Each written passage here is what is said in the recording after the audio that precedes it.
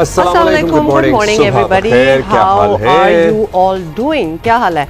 बहुत सी चीज़ें हैं जी जो वीकेंड पे भी हुई that we are going to be talking about, और आज वैसे बता दें and we will talk in detail about it कि सेकंड टेस्ट जो है between Pakistan and South Africa वो आज शुरू होगा। दो टेस्ट मैचों की इस सीरीज में 1-0 की बढ़तरी हमें ऑलरेडी हासिल है। अच्छा, the more pressing issues of the world, शर्म उल शेख सीज़फायर माहिदे को अभी आपको पता ही है, हमने बहुत इत्मीनान का इजहार किया था, खुश भी थे। अभी एक हफ्ता भी नहीं हुआ है यरगमालियों की वापसी के बाद इजराइल ने फिर बम बरसाना शुरू कर दिए हैं। फजाई हमलों में कम से कम 45 फलस्तीनी शहीद हो चुके हैं इनफैक्ट गुज़श्ता 24 घंटों में, और जब से ये सीज फायर हुआ है उस वक्त से अब तक 99 या 100 के करीब शहादतें हो चुकी हैं। ये तो शहादतों की आप बात कर रहे हैं, और फिर जो जख्मी हुए हैं वो तो लातादाद जख्मी हुए हैं। और इस दौरान आपको ये भी बताएं कि इजराइल ने गजा में इमदाद की रसाई भी रोक दी है।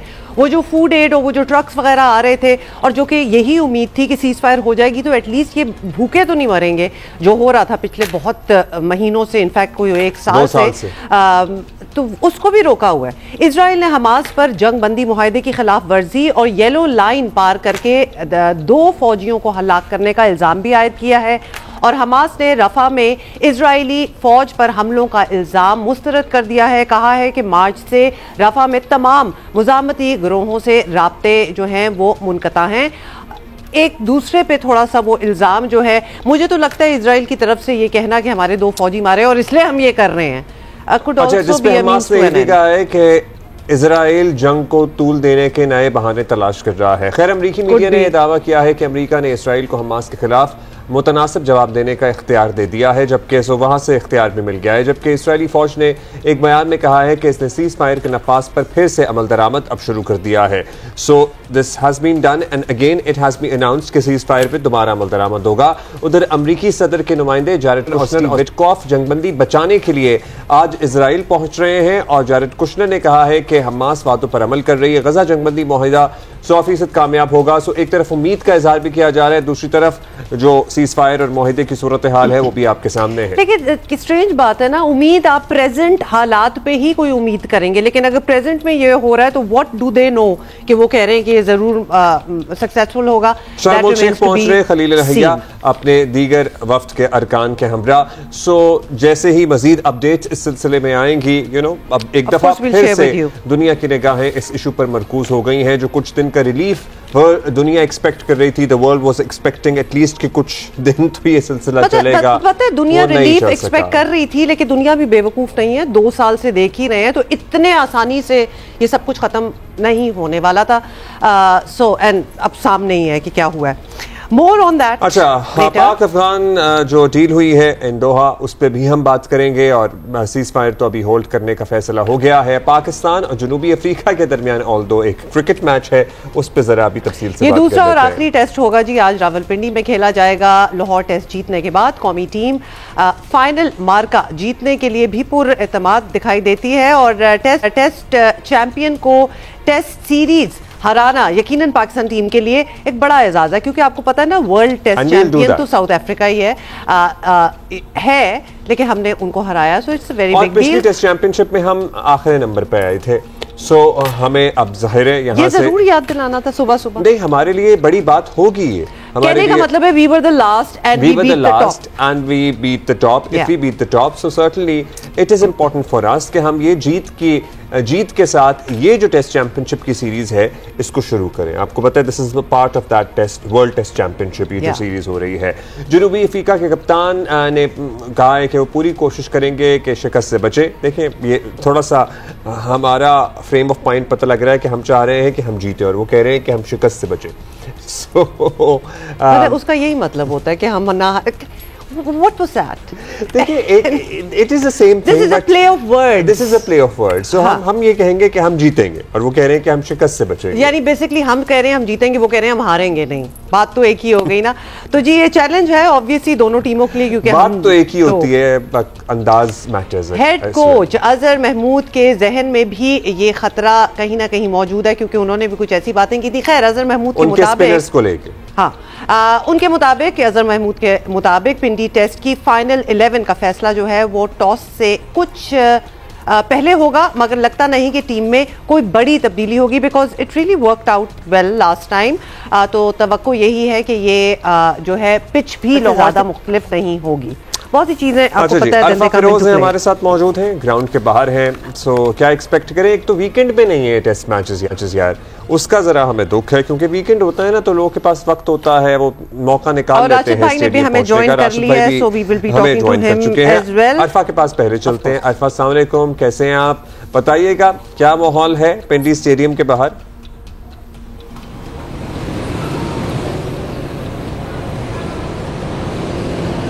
अल्फा, आवाज आ रही है आपको? अभी नहीं आ रही है। सो हम राशिद भाई की बात कर लेते हैं। राशिद भाई, केशव महाराज की वापसी होगी के दरमियान और ऑल इम्पोर्टेंट टीम जो वर्ल्ड टेस्ट चैंपियनशिप का जो वो आगाज़ हो चुका है। पाकिस्तान ने पहला टेस्ट मैच जो वो जीत लिया है। इस टाइम में दोनों टीमें जो हैं वो रावलपिंडी क्रिकेट स्टेडियम पहुंच चुकी हैं, लेकिन जो पिच के हवाले से ऐसा लग रहा है, जो हमने पिच प्रिपरेशन देखी है, कि स्पिनर्स के लिए बहुत ज़्यादा साजगार होगी और जो लाहौर टेस्ट है उससे ज़्यादा जो पिच है वो ज़्यादा स्पिनर्स को हेल्प करेगी। उसी के अकॉर्डिंग जो टीम मैनेजमेंट है उसने एक क्लियर डायरेक्शन जो है वो दे दिया है, एक हिंट दे दिया है कि 3+1 कॉम्बिनेशन के साथ पाकिस्तान आज रावलपिंडी टेस्ट में उतरने जा रहे हैं। यानी कि मोस्ट लाइकली आसिफ अफरीदी जो लेफ्ट आर्म स्पिनर हैं, 39 years of age, vast experience in first class cricket, वो आज डेब्यू करने जा रहे हैं। और अलॉन्ग साइड नुमान अली और साजिद खान, वो तो फ्रंट लाइन स्पिनर के साथ होंगे ही। लेकिन जो पिच की प्रिपरेशन हमने देखी है, उसके जो स्क्वायर है उसको भी तकरीबन जो है वो ड्राई छोड़ा हुआ है। तो इसका मतलब है कि जो रिवर्स स्विंग वाला भी जो एलिमेंट है वो भी पाकिस्तान चाहता है कि वो भी इन प्ले आए। दूसरी तरफ साउथ अफ्रीका की टीम वो कदरे लाहौर टेस्ट से स्ट्रॉन्ग लगने जा रही है। वो उसकी वजह यह है कि जो उनके फ्रंट लाइन स्पिनर हैं केशव महाराज, उनका कमबैक हो चुका है और वो पाकिस्तान के खिलाफ आज रावलपिंडी टेस्ट मैच खेलेंगे। तो ऐसा लग रहा है कि साउथ अफ्रीका ने भी बेहतर प्रिपरेशन की है। दूसरी तरफ जो पाकिस्तान क्रिकेट टीम है वो सीरीज़ को वाइट वॉश जो है वो करने के मूड में है। 2-0 के साथ वर्ल्ड टेस्ट चैम्पियनशिप का आगाज़ करने के मूड में लग रही है। जो पहले 7 बैटर्स हैं उनमें कोई तब्दीली हमें नज़र नहीं आ रही, वही जो है वो लाइनअप रहेगी। लेकिन जो बॉलर्स हैं, शाहीन अफरीदी खेलेंगे, लेकिन मोस्ट लाइकली आसिफ अफरीदी हसन अली की जगह जो है रिप्लेस करेंगे। हसन अली की जगह आसिफ रिप्लेस करेंगे। अल्फा, मौसम का भी बताएं। हाँ, यही पूछने लगे थे कि आप पिंडी में हैं और ऑब्वियसली हमें सुना हमने ये जरा ठंड सी होगी है, जल्दी से बता दें क्या मौसम है?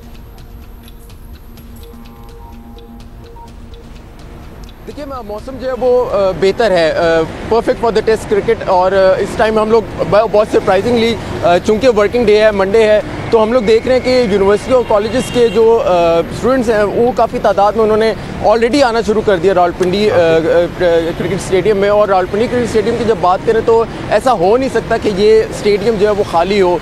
कोई भी मैच हमने नहीं देखा, चाहे वो कोई भी फॉर्मेट का हो, तो स्टेडियम जो वो भरना ऑलरेडी शुरू हो गया। और जैसे जैसे ये टाइम गुजरेगा, 2 बजे 1 बजे के आसपास हमें लग रहा है कि स्टेडियम जो फुल हो जाएगा। और टेस्ट क्रिकेट में दैट इज एनकरेजिंग, हमेशा अच्छा लगता है। I am sure the teams also would like to play and perform for cricket. और वो हमेशा ये बताते हैं को कि मंडे, ट्यूसडे, वेडनेसडे या वीकेंड टेस्ट मैच, T20 या वनडे, स्टेडियम में लोग जरूर आते हैं और लोग आने भी चाहिए। राशिद भाई, क्या हाल है आपका? Good morning. हमारी साइड से तो हमें कुछ ऐसा चेंज लाइनअप में प्लेइंग 11 में उस तरह नजर नहीं आ रहा। आसिफ अफरीदी की बात की है, नुमान अली अफरीदी का इजाफा होने जा रहा है, न्यू और साजिद भी होंगे। उनकी तरफ से, साउथ अफ्रीका की तरफ से महाराज का वापस आना, हमें should we be warned about it? देखिए, बहुत ही इम्पोर्टेंट टेस्ट मैच इस सूरत में है कि 13 टेस्ट मैचेस हम खेल रहे हैं वर्ल्ड टेस्ट चैंपियनशिप में। और ऐसा मौका मिलेगा कि पाकिस्तान बहुत ज्यादा हैवी वेट से नहीं खेल रहा है होम पे। न्यूजीलैंड 2 होम होंगे हमारे यहाँ पे, और अभी साउथ अफ्रीका से हम खेल रहे हैं। 13 टेस्ट मैचेस हैं टोटल, 1 हम जीत चुके हैं और 1 आज शुरू होने जा रहा है। 2 हमारे श्रीलंका से, 2 न्यूजीलैंड से होम है। इसका मतलब है 6 मैचेस हम टोटल यहाँ पे हम खेल रहे हैं। इसके अलावा हम बाहर जाएंगे, 2 बांग्लादेश हैं, 2 वेस्ट इंडीज से। इसका मतलब है पाकिस्तान के चांसेस तकरीबन 10 टेस्ट मैचेस में बहुत रोशन है, 90% मैच जीतने के। 3 ओवर हैं इंग्लैंड में है, वो थोड़ा सा आप कह सकते हैं कि वो अच्छे मैचेस होंगे। तो पाकिस्तान ने कैलकुलेशन यही की है कि हमें तमाम टेस्ट मैचेस जीतने और फाइनल तक पहुंच सकते हैं। 2 साल का पीरियड है, इसमें पाकिस्तान को बहुत टैक्टफुली खेलना पड़ेगा। जहां तक आज के टेस्ट मैच की बात है, महाराज की बात की, बहुत एक्सपीरियंस बॉलर है वो, बहुत ही ज्यादा, और पास में भी वो पाकिस्तान को ट्रबल कर सके। मेरे ख्याल से जैनसन को भी शायद वो डालें बल्डर की जगह पे, पेस से कोशिश करेंगे, और रिवर्स स्विंग से भी, बाउंसर से भी कोशिश करेंगे आउट करने की। तो ये उनके पास है। पाकिस्तान के शायद एक स्पिनर हमें बढ़ाना चाहिए, अबरार या आसिफ आफरीदी का हम सुन रहे हैं, बिल्कुल खेलना चाहिए, क्योंकि हमें जिस तरह से 13 टेस्ट मैचेस का मैंने बताया, एक मैच में भी रिलैक्स नहीं होना और एक प्लेयर के लिए भी नहीं जगह देनी है, तो जब ही हम फाइनल तक जा सकते हैं।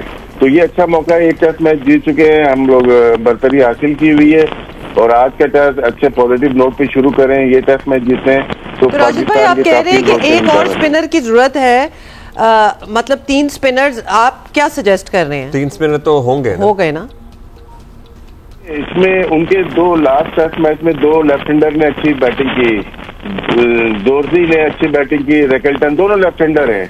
इनको बॉलिंग करने में हमें प्रॉब्लम हो रही है। हम ना आपको ये trying to call you again, क्योंकि डिस्टॉर्शन काफी आ रही है लाइन में। हमें आपकी आवाज इतनी क्लियर नहीं आ रही। Are calling you, I think हमारी तरफ से कुछ इशू है, so we will try to connect with you again, और फिर हम आपको अच्छा, तो राशिद भाई ने थोड़ी सी वार्निंग ये जरूर दे दी है कि हमें we can not let even one match, you know, हम इजी नहीं हो सकते, बिकॉज अभी वी आर, अगर आप मोमेंटम कहना चाहें, क्योंकि एक हम जीत चुके हैं, so we are in that steam, और there is no reason absolutely कि ये वाला भी हमारे नाम 2 साल के पीरियड में हमें जितने मैचेस खेलने राशिद भाई ने हमें बताया, और 13 आई थिंक होम, और हमें एडवांटेज हासिल है, हमें एक भी मैच में लिटरली रिलैक्स नहीं होना है, और ये वर्ल्ड टेस्ट चैंपियनशिप का पार्ट है, ये सीरीज भी इनफैक्ट यहाँ से उसका आगाज हो रहा है। सो राशिद भाई, सो आसिफ आफरीदी होंगे मोस्ट लाइकली, नुमान अली हैं, साजिद खान है, we need one more. 3 Asif Afridi या अबरार, क्योंकि लेफ्ट हैंडर उनके मैंने जैसे बताया कि अच्छा खेल रहे हैं, उनको आउट करने के लिए आपको थोड़ा सा अपोजिट जाना पड़ता है कि वो राइट आर्म ऑफ स्पिनर या लेग स्पिनर ऐसा हो जो कि मिस्ट्री टाइप, तो वो अबरार है। अब लेकिन पिछले टेस्ट में हम देखते हैं तो south African left arm spinner हो या पाकिस्तानी मुस्तफामी हो या नोमान, उन्होंने आउट किया लेफ्ट हैंडर ने, तो मेरे ख्याल से इसी वजह से ये लेफ्ट आर्म स्पिनर के ऊपर शायद आसिफ आफरीदी पे फोकस देंगे। अच्छा, रिवायती तौर पर पिंडी की पिच कैसा परफॉर्म करती है, और आपने विजुअल्स भी देखे होंगे आने वाले गुज़श्ता चंद दिनों में, पंखे शंखे भी लगाए गए थे।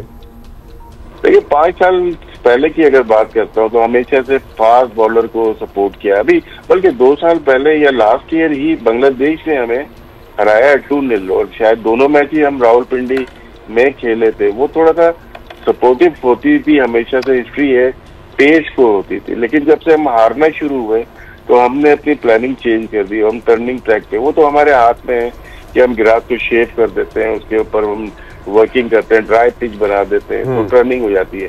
हिस्ट्री तो इस पिच की, और पाकिस्तान की सबसे ज्यादा जो बाउंस और पेस होता था वो रावलपिंडी में ही होता था। अब वो जरा तब्दील हो गया, लेकिन चलिए good, so we are set basically, हमें तब्दील कर दिया। चले, हमें अच्छी वाइब्स आ रही है, हमारी अच्छी एक्सपेक्टेशन है, और and we are coming from a win, so we are feeling hopeful.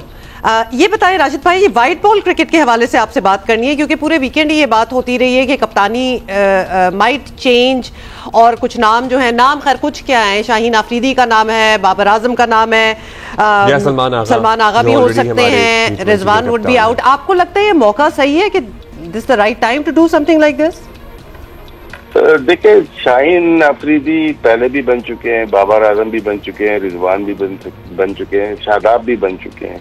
2023 में ये म्यूजिकल चेयर का काम शुरू हुआ था कि अगेंस्ट अफगानिस्तान शादाब को कप्तान बनाया गया था, फिर ज़का अशरफ साहब, वो नजम सेठी साहब के ज़माने में था, वहाँ से टीम में डिवीजन शुरू हो गई थी। उसके बाद ज़का अशरफ साहब आए, उन्होंने फिर शाहीन को बनाया, फिर नकवी साहब आए, वो फिर बाबर को दोबारा लाए, फिर रिजवान को लाए, फिर सलमान अली आगा को लाए, अब किसको लेके आएंगे?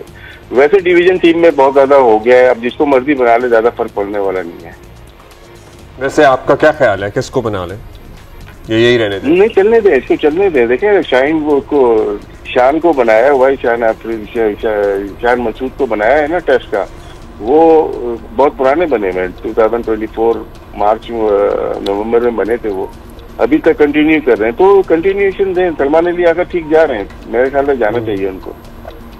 नहीं, वनडे की बात कर रहे थे ना, ओडीआई में रिजवान ही कंटिन्यू करें ओडीआई में। ज्यादा बेहतर सलमान अली आया होगा, T20 में आप चेंज करने की कोशिश करें, वनडे में ज्यादा बेहतर, क्योंकि वो बेहतर परफॉर्म कर रहा था ना पास में। अगर देखिए एक सेंचुरी भी है अगेंस्ट न्यूजीलैंड। एक मिनट, सो यू थिंक कि सलमान अली आगा को वनडे की कप्तानी मिलनी चाहिए? बिल्कुल मिलनी चाहिए। बाकी सब एक दूसरे से जब डिवाइड किया था पीसीबी ने, कोई समझ के डिवाइड किया था ना, और लेके इनको आए थे, तो अब क्या जरूरत पड़ गई कि सलमान अली आगा को नहीं बनाएंगे, हम किसी और को बनाएंगे। लेकिन राशिद भाई, आपका ये भी ओपिनियन है कि मतलब रिजवान को तो हटा ही देना चाहिए? मतलब ऑब्वियसली ये बातें, ये ऑप्शन हम इसलिए पूछ रहे हैं, ये माइक हसन का फैसला होगा। कुछ बातें ऐसी हैं इस्लामिक, उस पे मैं टीवी पे बात नहीं कर सकता नेशनल चैनल के ऊपर। अच्छा, वनडे में हमने देखा है सलमान परफॉर्म्स वेल, टेस्ट में भी ही डज वेल। अब ये क्यों T20 में कप्तानी आपने कहा कंटिन्यू रहनी चाहिए, और हम मतलब तसलसल से ही आपको रिजल्ट्स मिलते हैं, we are all for it, लेकिन वो उनकी जो अपनी जगह बनती है उसको जस्टिफाई नहीं कर पाते मोस्ट ऑफ द टाइम्स। लेकिन जब बनाया था तो बल्कि अभी तक अगर देखें उनकी परफॉर्मेंस अच्छी नहीं है सलमान अली आगा T20 में। लेकिन क्या गारंटी है कि अगर बाबर को लेके आते हैं या रिजवान को लेके आते हैं या शाहीन को लेके आते हैं, क्या उनकी परफॉर्मेंस अच्छी रहेगी? उन्हें पास में तो सबने मिलकर हरवाया है ना। अब किसी के कप्तान देखें ऐसा बनाए जो लीडर हो पाकिस्तान क्रिकेट का, इनमें लीडरशिप क्वालिटी तो किसी में भी नहीं है। तो हमें देखना पड़ेगा फ्यूचर में कि किस को लेके आना है। या तो एक दफा 2003 में साउथ अफ्रीका ने स्टेप लिया था, शॉन पॉलॉक को हटा के स्मिथ को लेके आए, उसने 100 टेस्ट मैचेस में कप्तानी की, वो सबसे यंगेस्ट प्लेयर था। तो यंगेस्ट लीडर उठाएं एक, फिर उसके बाद बना दें, और फिर ना हटाएं उसको कंटिन्यूएशन में लेके आ जाए। हम तो मैं आपको बता रहा हूँ कि नवंबर 2023 से ये चेंजिंग शुरू हुई है। आज हम लोग पहुंच गए यहाँ पे, अक्टूबर नवंबर दोबारा पहुंच गए। 2 साल में 5 कैप्टन हमारे चेंज हो गए। 5 कैप्टन और 5 चेयरमैन जिस बोर्ड की चेंज हो जाए, तो फिर हमें थोड़ा सोचना पड़ेगा कि हमें कंटिन्यूएशन बोर्ड में भी रखनी है और कैप्टन और कप्तानी में भी रखनी है, क्योंकि जाहिर है डिविजन्स और वो ग्रुपिंग और वो सारा कुछ तो होता है फिर जितने ज़्यादा कप्तान होते हैं। ये बताइए कि राशिद भाई, अब ICC जय शाह साहब की सरबराही में बाकायदा सियासी बयानात हमें लगता है टाइम्स देता है, सियासी स्टांसेस लेता है। 2 मुल्कों के दरमियान जो तनाज़ा चल रहा है उस पर किसी भी किस्म का कमेंट करना, ट्वीट करना, सोशल मीडिया पे बयान देना, ये आपको लगता है this is the new normal? This is also the new normal now?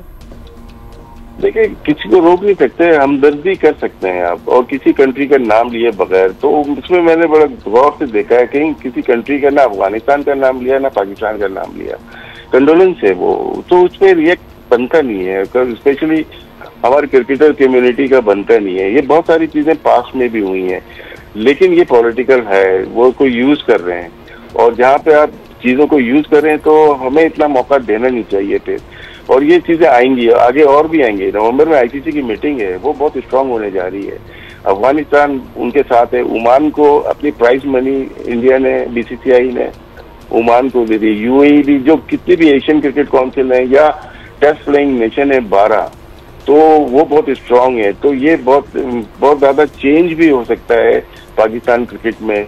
हो सकता है कोई लायबिलिटी दें कि कुछ ना कुछ करें PCB के लिए, तो हमें केयरफुल स्टेप उठाने हैं। तो हमें भी मतलब हाउ शुड पाकिस्तान रिएक्ट, जो अगर अफगानिस्तान से हमारी कोई बाहमी सीरीज है, हमें भी अपनी तरफ से पहल करके खत्म कर देनी चाहिए, माजरत कर लेनी चाहिए, माजरत कर लेनी चाहिए, और सिर्फ ICC इवेंट्स में ही आमना सामना हो? मतलब how should one go about it? ये तो बहुत बड़ा स्टेप उठाना पड़ेगा ना। अभी मैं शायद आपके प्रोग्राम में या जियो पे कहीं बात कर रहा था, जब ख्वातीन का वर्ल्ड कप हो रहा था, उस वक्त स्टेप उठा लेते। नहीं खेलना हमें, हम 2 पॉइंट दे रहे हैं इंडिया को, तो ज्यादा दूर नहीं, फरवरी वर्ल्ड कप आ रहा है, आप रिफ्यूज कर दें कि हम इंडिया और अफगानिस्तान से नहीं खेलेंगे, तो हमारे हाथ में है ना। ये तो हम खुद चले जाते हैं तो फिर डाउट हो जाता है, यार पीछे से ये लोग मिले तो नहीं है बोर्ड वाले, तो ये डाउट हो जाता है। हम जितना मर्जी कुछ खेलें, लेकिन जो अथॉरिटीज फैसला करेंगी वो बरक्स होता है हमारे, तो इसलिए हम भी किसी फैसले की बात आती है तो फिर पेनल्टीज का बताया जाता है, जी इस पे तो इतनी पेनल्टियां लग जाएंगी, हमारे लिए मुश्किलात पैदा हो जाएंगी, पाबंदियां। देखिए, नेशनलिज्म आ जाता है, फिर फर्क नहीं होना चाहिए, फिर आप जाएं, फिर आप पूरा ऑल आउट जाएं। क्रिकेट तो होती रहेगी। साउथ अफ्रीका 18-19 साल नहीं खेला इंटरनेशनल क्रिकेट।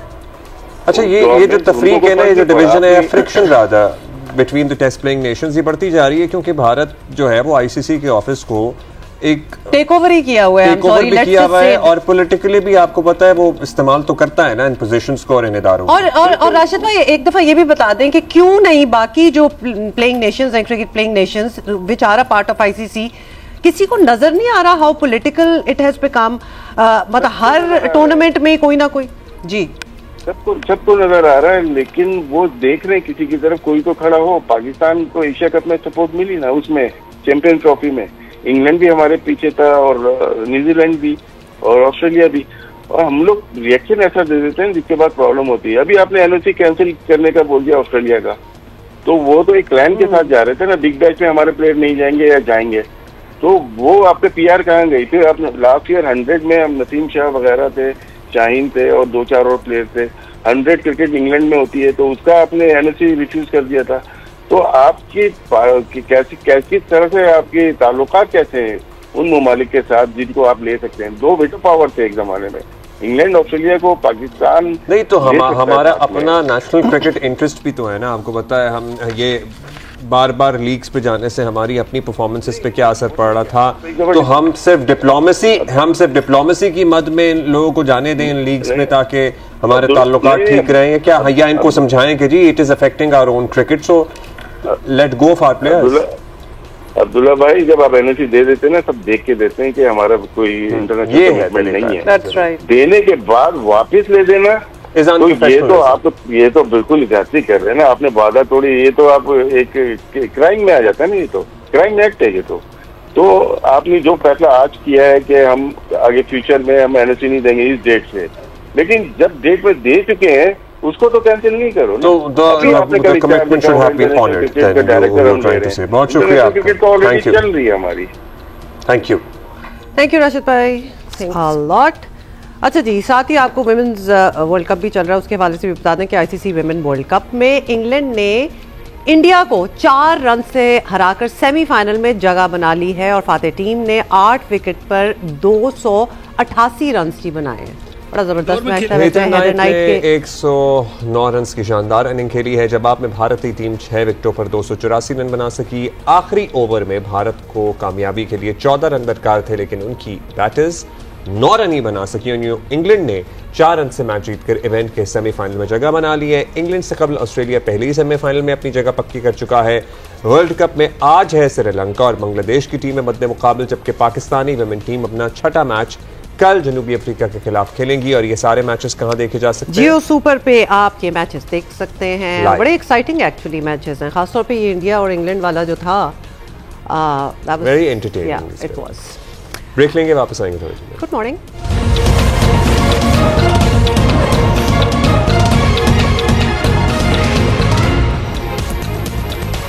अच्छा जी, रावलपिंडी टेस्ट से अपडेट हमारे पास ये है कि पाकिस्तान ने टॉस जीतकर बैटिंग का फैसला किया है और टीम में एक तब्दीली की गई है। शान मसूद के मुताबिक आसिफ आफरीदी को, जिसका भी बताया जा रहा था, भी किया था जी बिल्कुल, उन्हें शामिल कर लिया गया है, उन्हें टेस्ट कैप दी गई है।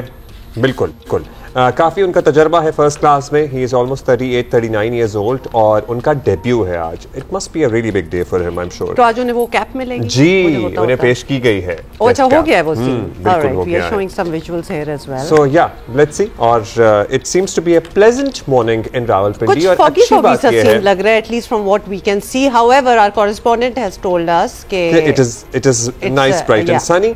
एंड अच्छी बात ये है कि रावलपिंडी में ऑलरेडी लोग आना शुरू हो गए थे टेस्ट मैच देखने। Rawalpindi never disappoints when it comes to spectators. That's true. And of course we will keep taking you back to it. बड़ी ही जबरदस्त खबर आई, हमारी सैटेलाइट मिशन जो आगे बढ़ रहा है कामयाबी के साथ। कल पाकिस्तान की स्पेस साइंसेस की तारीख में एक बड़ा दिन रहा है, बल्कि शायद अहम तरीन दिन रहा था। कल हमने पाकिस्तान का पहला हाइपर स्पेक्ट्रल सैटेलाइट खला में पहुंचाया है और इस तरह Pakistan hyper spectral satellite technology हामिल करने वाले ममालिक की फहरिस्त में शामिल हो गया है।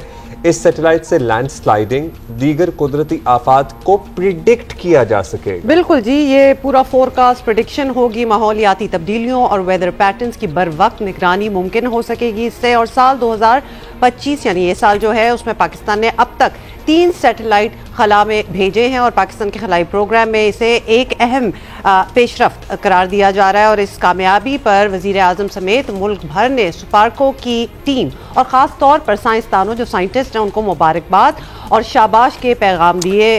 और let's find out more about SUPARCO की डायरेक्टर प्रोजेक्ट्स इरम हमीद साहिबा हमारे साथ मौजूद हैं। इरम साहिबा, आपको हमारी तरफ से भी, जियो की तरफ से भी, आपकी टीम को, आपके कॉलीग्स को बहुत मुबारक हो। We are really proud of you all. अब बताइएगा हमें, ये हाइपर स्पेक्ट्रल सैटेलाइट क्या होता है, कितने ममालिक के पास है दुनिया में? बहुत शुक्रिया आपका, और आप लोगों को भी बहुत मुबारकबाद, पूरी पाकिस्तानी कौम को बहुत ज़्यादा मुबारकबाद।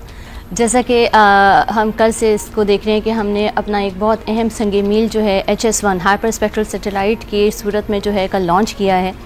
हाइपर स्पेक्ट्रल सैटेलाइट का हमारी कौमी सैटेलाइट फ्लीट के अंदर शमूलियत सुपार्को पाकिस्तान का अपने इस विजन 2047 और कौमी खलाई पॉलिसी की तरफ बढ़ता हुआ एक बहुत मुस्बत कदम है।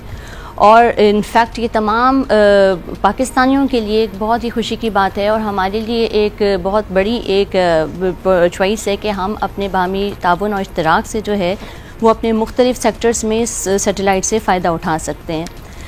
जैसा कि हम एक्सप्लेन कर चुके थे पहले भी कि हमारी आंख जो है वो विजिबल लाइट स्पेक्ट्रम को ही देख सकती है और सिर्फ 3 कलर्स रेड, ग्रीन, ब्लू या उनके मजमूई कॉम्बिनेशन से किसी भी चीज़ का ऑब्जर्वेशन कर सकती है। हाइपर स्पेक्ट्रल सैटेलाइट एक ऐसी ज़बरदस्त टेक्नोलॉजिकल इनोवेशन है जिसमें नैरो स्पेक्ट्रल बैंड से बहुत बारीक बीनी से चीज़ों का मुशाहिदा किया जाता है।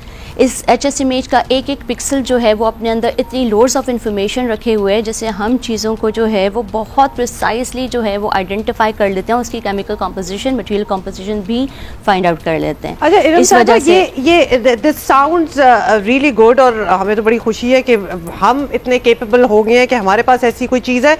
So this is indigenously Pakistani या फिर किसी और मुल्क के, क्योंकि ऑब्वियसली हम पहले भी चाइना का जिक्र कर चुके हैं, तो ये भी चाइना और पाकिस्तान का एक इश्तराक था? जी, ये प्रोजेक्ट भी हमारा चाइना और पाकिस्तान के बाहमी इश्तराक से बना है।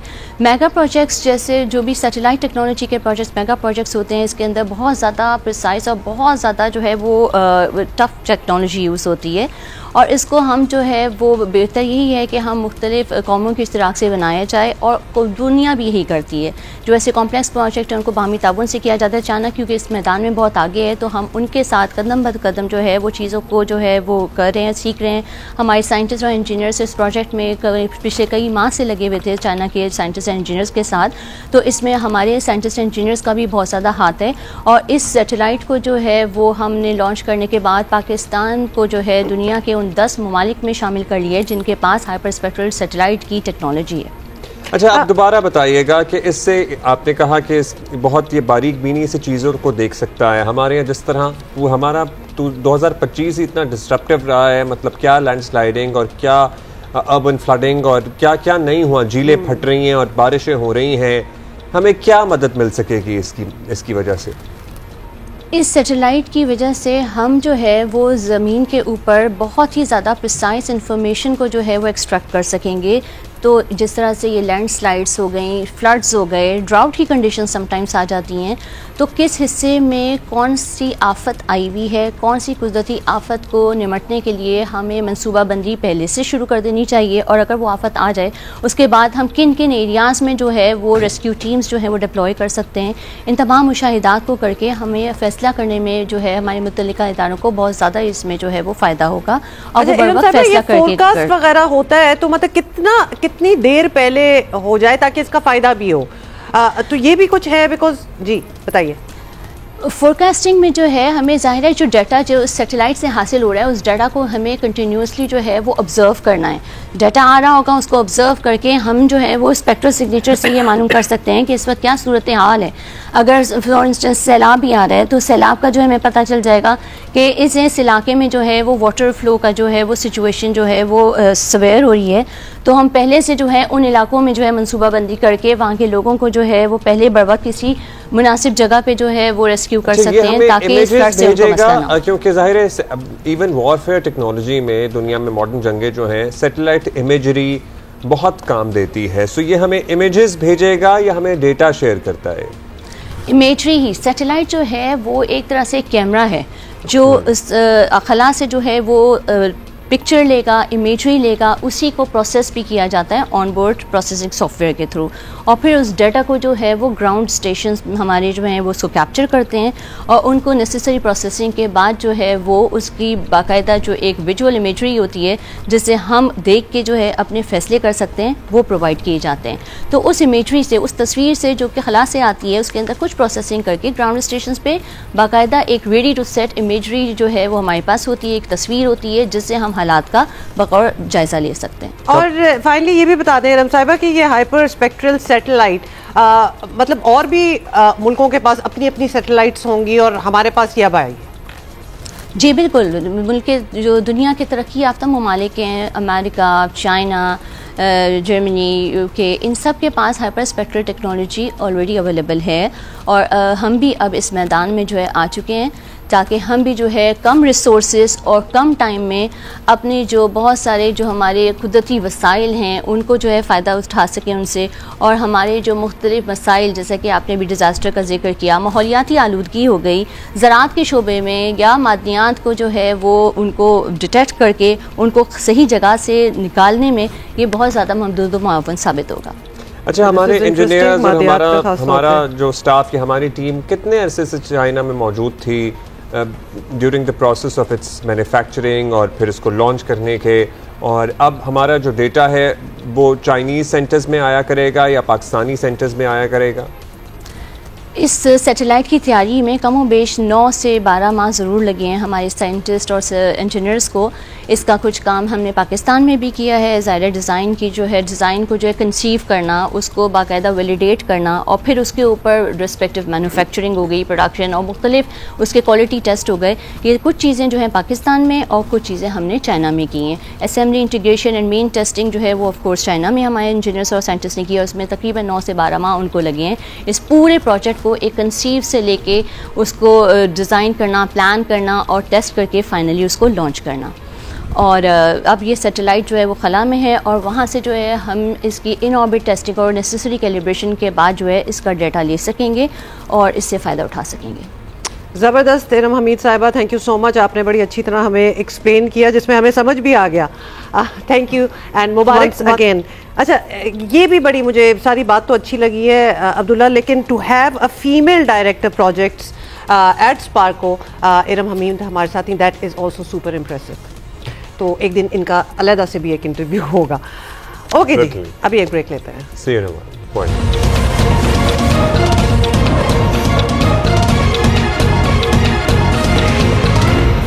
भाई, हमारी हांडी में, हमारे खाने में टमाटर एक अहम जुज़्व होता है, जो कि ज़ाहिर ग्रेवी बननी होती है ना, सालन बनना होता है, तो उसकी जगह आप दही इस्तेमाल कर सकते हैं, या फिर अगर दही वैसे कौन सा सस्ता है, लेकिन तो हम टमाटर क्यों नहीं इस्तेमाल करें? 500 रुपए किलो मिल रहे हैं। ये आपको बताना था। तो यस, हमें इनोवेटिव आइडियाज़ पे जाना पड़ेगा और इसकी पूरी एक डिटेल है कि एक्चुअली हुआ क्या है। पाक अफगान सरहद से आमदोरफ्त और कारोबार बंद हुए आज 9 दिन हो गए हैं। बलूचिस्तान में तोरखाम, चमन, खैबर पख्तूनख्वा में गुलाम खान, अंगूर अड्डा और दीगर इलाकों से बदस्तूर ये तिजारत बंद है। तिजारत और पैदल आमदोरफ्त भी मुअत्तल है। दोनों तरफ सैकड़ों माल बरदार गाड़ियाँ फंसी हुई हैं। कस्टम्स हुक्काम कहते हैं कि तोरखम बॉर्डर से यौमी औसतन 85 करोड़ रुपए की 2 तरफा तिजारत मुतासिर हुई है।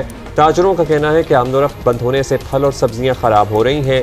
उधर मुल्क में सब्जियों और फलों की कीमतों में होश रुबा इजाफा हुआ है। अच्छा, लेकिन जो सिंध की फसल है ना, जो टमाटर वगैरह होते हैं, वो अगले महीने तक तैयार है कि वो तैयार हो जाएगी। अच्छा, वैसे एक पीरियड आता है जब टमाटर महंगा होता है, मुझे लगता है हर साल ही हम ये खबर देते हैं ऑलमोस्ट।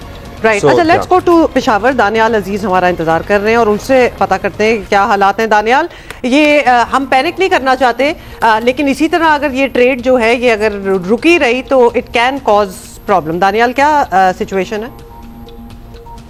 पाक अफगान बॉर्डर बंदिश के बायस पेशावर में न सिर्फ टमाटर जो है वो इंतहाई महंगे हो गए, बल्कि मुख्तलिफ फल जो अफ़गानिस्तान से यहाँ पर आते हैं उनकी कीमतों में भी बहुत ज़्यादा इजाफा हुआ है।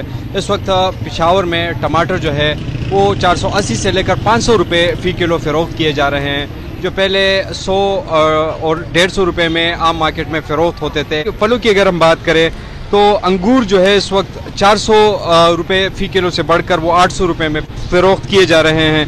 अनार की अगर हम बात करें तो वो भी 400 से बढ़कर 700 और 800 रुपये में फ़ी किलो फ़रोख्त किए जा रहे हैं। सेब की कीमत फ़ी किलो 200 से बढ़कर 400 रुपये मुकर्रर की गई है। इस तरह जो दीगर फल जो है तुर्खम बॉर्डर बंदिश के बायस वो भी इंतहाई महंगे हो गए और जो शहरी है उनको खदशा है अगर मज़ीद बॉर्डर बंद रहा तो इस तरह जो दीगर सब्जियां और फल है वो भी और महंगे हो जाएंगे। और वहाँ पर जो गाड़ियाँ फंसी है मालबरदार गाड़ियाँ हैं जिसमें फल और सब्जियों की गाड़ियाँ जो है वो भी मौजूद है, तो वहाँ पर फल और सब्जियाँ वो भी ख़राब होने का खदशा है। ऑलराइट, सो सब्जियां और फल खराब भी हो रहे हैं, अंगूर इतने महंगे हो गए हैं तो ये भी हुआ है। अंगूर खराब भी आ रहे हैं। हाँ, कोई खास अच्छे अंगूर खराब नहीं आ रहे और महंगे, तो ये भी एक है। और फिर अनार का भी काफी बुरा हाल है। कोयटा में देखते हैं क्या हो रहा है जी, सलमान अशरफ हमें बता रहे हैं। जी बिल्कुल, अगर सूरत हाल देखी जाए तो इस पाकिस्तान पर अफगानिस्तान के जो इस तनाज़े के हवाले से जो सूरत हाल देखने में आ रही है, जहाँ पे बहुत से असरात मुरतब हुए हैं, वहाँ पर फलों और सब्जियों की कीमतों में भी इजाफा देखा गया है। सबसे अहम जो इस्तेमाल होती है सब्ज़ी टमाटर, उसकी कीमतें गुज़िश्ता हफ्ते के दौरान 150 रुपये फ़ी किलो में दस्तयाब था, जो इस वक्त कोयटा के मुख्तलिफ इलाकों में 350 रुपये फ़ी किलो में फ़रोख्त किया जा रहा है, जबकि जो नवाही इलाके हैं वहाँ से 400 रुपये फ़ी किलो में भी इसकी फ़रोख्त की सूरत हाल सामने आई है। शहरी इस तमाम सूरत हाल पर परेशान है। उनका कहना है कि ना सिर्फ टमाटर बल्कि दीगर भी कुछ सब्ज़ियाँ ऐसी हैं जिसकी अफगानिस्तान से पाकिस्तान बरास्ता चमन जो बॉर्डर से आती हैं, उसके बाद उसकी कीमतें कुछ इस्तेहकाम रहता है, लेकिन अब उनकी बंदिश से जो मार्केट ज़राए हैं, जो सब्ज़ी मंडी ज़राए या ज़िम्मेदार हैं, उनका कहना है कि इसकी कीमतों में डिमांड और सप्लाई के फ़र्क की वजह से इजाफा हुआ है। फल की बात अगर की जाए तो अंगूर, सेब और अनार वो इस वक्त जो है वो सीज़न पर है। अंगूर का सीज़न बिल्कुल आखिर पर है, लेकिन सेब और अनार का भरपूर सीज़न है। उनकी कीमतों में भी फ़र्क देखने में आया है। और सबसे बड़ी बात यह कि जो ज़िम्मेदार एक्शन कमेटी की जानिब से इसका दावा किया जा रहा है कि बॉर्डर के उस पार जो अफगानिस्तान से हमारे पास फल फ्रूट आने थे, उनके सैकड़ों ट्रक वहाँ पे खड़े हुए हैं, जिससे ना सिर्फ ये कि यहाँ पे कीमतें बढ़ी हैं, बल्कि उन जो फल और फ्रूट हैं उनके गलने और सड़ने का भी इम्कान ज़ाहिर किया जा रहा है। उनका कहना है कि अगर मज़ीद सूरत हाल इस तरह रही तो ज़िम्मेदारों को और ताजरों को करोड़ों रुपए का नुकसान होगा। उन्होंने हुकूमत से मुतालबा किया कि फौरी तौर पर इस तमाम सूरत हाल का जायज़ा लेकर ऐसे इक़दाम किए जाएँ ताकि ताजरों को रिलीफ हो, ताकि ताजरों को रिलीफ मिलने के साथ आवाम को इसका रिलीफ मिलेगा। जी थैंक यू सलमान। अच्छा, ये बात तो समझ आ गई जो आप कह रहे हैं ना, अंगूर भी ख़राब आ रहे हैं क्योंकि मौसम उसका जो है वो सीज़न ख़त्म हो रहा है। और सुंदर खानी अंगूर जो होते हैं ना, really nice otherwise, but इतने कोई खास क्वालिटी के नहीं है because season is ending। अच्छा, फैजान राजा हमें ज्वाइन कर रहे हैं इस्लामाबाद से, और वहाँ पर मार्केटों में क्या सूरत हाल है, फलों और सब्जियों की कीमतों से मुताल्लिक पर्टिकुलरली क्या स्ट्रीट की बंदिश का असर पड़ा है इस्लामाबाद में भी बताएंगे हमें। वफाकी हुकूमत इस्लामाबाद में भी जो टमाटर हैं वो यहाँ पे दस्तयाब नहीं है। जहाँ पे अगर बात की जाए मुख्तलिफ दुकानों पे हमने विज़िट किया, वहाँ पे उनका ये कहना था कि मंडी से जो है वो 450 रुपये फ़ी किलो के हिसाब से वो यहाँ पे उनको मिल रहे हैं, और सरकारी जो रेट लिस्ट है उसमें 160-170 रुपये फ़ी किलो के हिसाब से उनको फ़रोख्त करने का जो लिस्ट जारी की गई। लेकिन अगर दुकानदारों को कहना है कि उस पर हम वो फ़रोख्त करते हैं तो उनको तकरीबन 250-300 रुपये से लेकर 250 से लेकर 300 तक फ़ी किलो के हिसाब से उनको नुकसान है। अदरक जो है फ़ी किलो जो है मंडी में 1000 रुपये है, और सरकारी जो लिस्ट है उस पर 484 रुपये फ़ी किलो के हिसाब से लिखा गया है। और अगर बात की जाए फ्रूट्स की तो फ्रूट में अंगूर जो है वो 260 रुपये फ़ी किलो जो हिसाब से उनको रेट लिस्ट अवेज़ा की गई है, और मंडी से 450 रुपये फ़ी किलो के हिसाब से उनको मिल रहा है। मुख्तलिफ जो सब्ज़ी और फ्रूट्स की कीमतें हैं उनसे जो लोग हैं उनका ये कहना है कि वो उनकी क़ुव्वत ख़रीद से बाहर हैं, और उससे लोग जो है वो शदीद परेशानी का शिकार हैं। टमाटर इस्लामाबाद के मुख्तलिफ बाज़ारों में जो है वो मौजूद ही नहीं है, जहाँ मौजूद है वो अपनी मन मर्ज़ी के रेट लगा के वो फ़रोख्त कर रहे हैं। जी ऑलराइट, ओके, अभी हम लाहौर जाएंगे और लाहौर से हमें अपडेट कर रहे हैं कौन, जवाद जी बिल्कुल। इस वक्त जो अफगानिस्तान और पाकिस्तान का इशू चल रहा है, बॉर्डर सील है, तो वहाँ पर तमाम कंटेनर ट्रक रोके गए हैं। दरामद जो है इस वक्त और बरामद का सिलसिला बंद हो चुका है, और पाकिस्तान को जो वहाँ से अफगानिस्तान से दरामद किया जाता था वो ज़्यादा फल और सब्जियाँ थी, और उसके साथ खुश्क मेवाजात थे। तो इस वक्त हम बाज़ार में आए हैं, हमने रेट यहाँ से मालूम किए हैं, तो उसके साथ देख रहे हैं कि जो चीज़ें ख़ासतौर पर अफगानिस्तान से यहाँ दरामद की जाती थी, जिसमें अनार, अंगूर, उसके अलावा टमाटर, मटर, खीरा, इस तरह की सब्जियां थी वो तमाम महंगी हो चुकी हैं। और ख़ासतौर पर जो अंगूर है उसके रेट में बहुत बड़ा इजाफा हुआ है। जो 500 रुपये वाला अंगूर था किलो, इस वक्त 900 रुपये किलो कीमत उसकी आज जा चुकी है। अनार की बात की जाए तो 250-300 रुपये वाला जो किलो था वो इस वक्त 500 से 600 रुपये किलो अनार मिल रहा है। इसी तरह टमाटर की बात की जाए तो उसका जो रेट था 200 से 300 रुपये वो इस वक्त 400 रुपये हो चुका है और मिल भी नहीं रहा। लेकिन सरकारी कीमत जो है वो अभी तक बदस्तूर 165 रुपये है। इस तरह अंगूर की बात की जाए तो वो 500 रुपये कीमत लिखी हुई है। अनार की कीमत भी 300 रुपये लिखी हुई है। ठीक है, बाजार में अमली तौर पर इजाफा हो चुका है। सार्फिन ने शिकवा किया कि एक तरफ जब कीमतें बढ़ती हैं तो उसके ऊपर जो सरकारी कीमत होती है उस पर अमल नहीं किया जाता, लेकिन इस वक्त बाजार में सरकारी कीमत पर कतई तौर पर अमल नहीं हो रहा। टमाटर, आलू, प्याज, मटर, उनकी बात कर दी जाए, फलों की बात कर दी जाए तो इस वक्त इन चीज़ों की कीमत में इजाफा हो चुका है। और आने वाले दिनों में अगर ये जो बॉर्डर सील रहे, इस तरह सूरत हाल रही, तो इन फलों की कीमतों में जो बाकी फल हैं उन पर भी असर आएगा, उनकी कीमतें बढ़ने का भी खदशा है। Got it, thank you Jawad Malik. अच्छा, तो अब वो इनोवेशन का टाइम आ गया, जो चीज़ें महंगी हो गई हैं, जो फल फ्रूट वगैरह ना कुछ ऑल्टरनेट्स यूज़ करें। जैसे कि आपने शुरू में ही कहा था कि वो हम खटाई के लिए टमाटर और हमारे सालन के लिए होता है, तो क्या करें? दही डाल दें। लेमन भी महंगे हैं एक्चुअली। ब्रेक लेते हैं, it's going to be a headline break.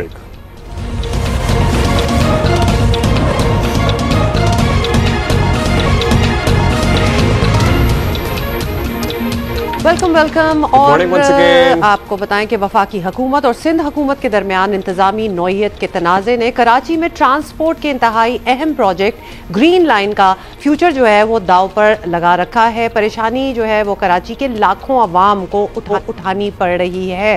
वफाक की जानिब से मेयर कराची मुर्तज़ा वहाब से दरख्वास्त जो है की जा रही है कि ग्रीन लाइन के काम की इजाज़त दें।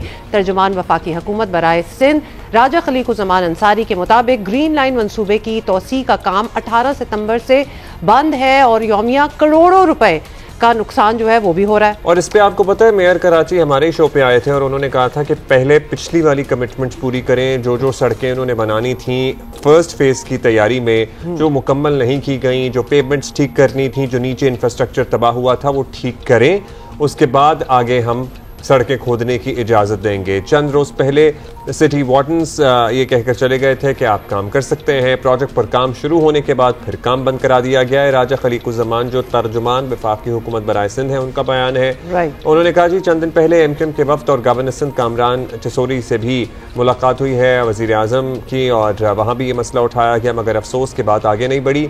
मेयर कराची मुर्तज़ा वहाब का मौक़िफ़ है कि मनसूबे में SOPs का ख्याल नहीं रखा गया है। ग्रीन लाइन पे भी ये जो एमिजना रोड की बात 2017 में इन्होंने काम स्टार्ट किया था। Drainage, road, footpath, street light तबाह हो गई, आज भी तबाह है। 2017 से लेके 2025 में 8 साल हो गए। तो जब इन्होंने जुलाई में 7 जुलाई को गालिबन KMC को खत लिखा तो मेरे अंदर ये अखलाकी जुर्रत थी मैं जवाब दूं। तो KMC ने, हमारे चीफ ने जवाब दिया कि जी काम करने से पहले जो पुराना आपने मेस क्रिएट किया है वो उसको खत्म तो करें। वो खत्म करने के बाद मुझे टाइमलाइन दें कि जी हम ये नया काम कर रहे हैं, ये काम है, इस तरीके से होगा और 3 महीने में हम काम खत्म कर देंगे। आप चाहते हैं मैं BRT का मजीद काम की इजाजत दूं ताकि मजीद तनकीद हमारे ऊपर हो। तो बेसिकली उनका ये कहना है कि जब आप सड़कें खोदते हैं और पिछला काम मुकम्मल नहीं करते क्योंकि आपने ग्रीन लाइन पहले बनाई और नीचे जो सड़कें थी उसमें से बाज़ मुकम्मल नहीं हुई हैं, तो तनकीद किस पे होती है? सिंध हुकूमत और मेयर कराची पे। तो बेसिकली उनका कहना है कि वो पहले ठीक करें फिर ऊपर वाला करें। ग्रीन लाइन वफाकी हुकूमत के तर्जुमान बराए सिंध राजा खलीकुज़्ज़मान का मौक़िफ़ है कि अगर अवाम की मुश्किलात की बात की जाए तो रेड लाइन मनसूबा ज़्यादा तवील है और वहाँ मसाइल भी ज़्यादा हैं। देखा जाए तो रेड लाइन मंसूबे के बायस रोज़ाना लाखों लोगों को जो परेशानी उठानी पड़ रही है और साल से उठानी पड़ रही है वो अपनी जगह हकीकत है। मामला हकीकत तो है, वो रेड लाइन मंसूबा भी जाहिर है इतने साल से अटका हुआ है या पता नहीं मतलब मामला बेसिकली जो भी है, अवाम उम्मीद करते हैं कि सिंध हुकूमत और वफाकी इदारे जो हैं वो तनाज़े का जल्द हल निकालें। मतलब वाई शुड द अवाम सफ़र? बात तो सारी ये है ना कि कुछ करो आपस में बातचीत ताकि हम तो आगे बढ़ सकें। जाहिर है चाहे वो वफाक हो, चाहे सूबाई हुकूमत हो, चाहे लोकल गवर्नमेंट हो, कराची के इतने मसाइल हैं कि सब मिलकर करेंगे ना तब भी बहुत साल लग जाएंगे इस सबको ठीक करने में। और अपना अपना काम भी करें और मिलके भी काम करें और खुद भी काम करें और दूसरों को भी करने दें। और जो भी डिफरेंसेस हैं उनको रिजॉल्व करें ना। इट कैन नॉट बी कि सालों साल से चली जा रही है। सलमान अब्दुल्ला मुराद डिप्टी मेयर कराची हमारे साथ मौजूद हैं। सलमान साहब, ग्रीन लाइन मंसूबे पर काम बंद हुए 1 माह हो गया, वफाक और पीपल्स पार्टी की सुलह सफाई भी हो गई है, इसके बावजूद ये मसला हल नहीं हुआ, क्या वजह है सर? बात कहाँ फंसी हुई है? जी, असल मसला इंतजामी है, सियासी नहीं। हमने सिर्फ ये कहा है कि ग्रीन लाइन की तोसी काम के लिए नई NOC ली जाए, क्योंकि ये कानून का तकाजा है। पिछले NOC मखसूस मुद्दत के लिए थी जो अब खत्म हो चुकी है। जब कोई इदारा दोबारा काम शुरू करता है तो इसलिए बल्दियाती अथॉरिटी से इजाज़त लेना ज़रूरी होता है, ताकि हम देख सकें कि पहले मरले में जो इंफ्रास्ट्रक्चर मुतासिर हुआ था वो बहाल हो चुका है या नहीं। हम किसी सूरत ये नहीं चाहते कि शहर में तरक्याती काम रुके, लेकिन ये भी नहीं हो सकता कि उसूलों को नज़रअंदाज करके काम हो। हमारा मकसद शफात और शहरी मुफाद को यकीनी बनाना है, ना किसी को टकराओ। वो सब कुछ तो ठीक है इन प्रिंसिपल, लेकिन काम को भी बढ़ाना है आगे, मतलब वो भी ना बैठा रहे। तो वफाकी हुकूमत के तर्जुमान का मौक़िफ़ है कि शहरियों को तकलीफ की वजह से ग्रीन लाइन का मंसूबा जो है वो रोका गया है, तो फिर रेड लाइन भी बंद कर दें। वहाँ तो मसाइल जो हैं वो बहुत ज़्यादा हैं इससे। तो क्या इस मुतालबे में आपको कोई लॉजिक नज़र आ रही है? ये मसला दुरुस्त नहीं है। रेड लाइन सूबाई हुकूमत मंसूबा है और इसमें बल्दियाती इदारों को बाज़ाब्ता तौर पर शामिल किया गया है। हम वहाँ मशावरती कमेटी का हिस्सा हैं, इजलासों में शिरकत करते हैं, पेशरफ से आगाह रहते हैं, लेकिन ग्रीन लाइन में भी हमें शामिल नहीं किया गया। मालूमात दी गई, न कोई कोऑर्डिनेशन हुई। यही बुनियादी फ़र्क है, जहाँ ताउन और शराकतदारी हो वहाँ मसाइल हल होते हैं। जहाँ इदारों को नज़रअंदाज किया जाए वहाँ उलझने पैदा होती हैं। हमारा मौक़िफ़ सिर्फ इतना है कि बल्दियाती हुकूमतों को साथ लेकर चलाए, ताकि शहरियों को बार बार मुश्किलात का सामना ना करना पड़े। अच्छा सलमान साहब, अब वफाकी हुकूमत के तर्जुमान ने मेयर से काम करने की इजाज़त देने की दरख्वास्त की है और ज़ाहिर है ये दरख्वास्त कुछ दिन से कर रहे हैं। ट्रांसपोर्ट के मंसूबों की कराची को कितनी ज़रूरत है, बिला ताख़ीर मुकम्मल होना कितना अहम है, ये हम सभी जानते हैं। तो मसला हल कैसे होगा? हम सब जानते हैं कि कराची को जदीद ट्रांसपोर्ट सिस्टम की कितनी ज़रूरत है और हम खुद चाहते हैं कि तमाम BRT मंसूबे जल्द मुकम्मल हों, लेकिन सिर्फ इस वक्त निकल सकता है जब एतमाद और कोऑर्डिनेशन हो। हम चाहते हैं कि वफाकी इदारे KMC और सिंध हुकूमत को ऑन बोर्ड लें, तमाम दस्तावेज़ात शफाफ तरीके से सामने लाएं और NOC इसका ही अमल मुकम्मल करेगा। ये तकाजे पूरे किए जाएं तो हम सब ताउन के लिए तैयार हैं। मकसद काम रोकना नहीं, बल्कि ये यकीनी बनाना है कि जो काम हो वो कानून के मुताबिक और शहरी मुफाद में हो। कराची के लिए लोग मजीद ताकीद बर्दाश्त नहीं कर सकते, इसीलिए हम उसूली मगर अमली हल के हक में हैं। शुक्रिया।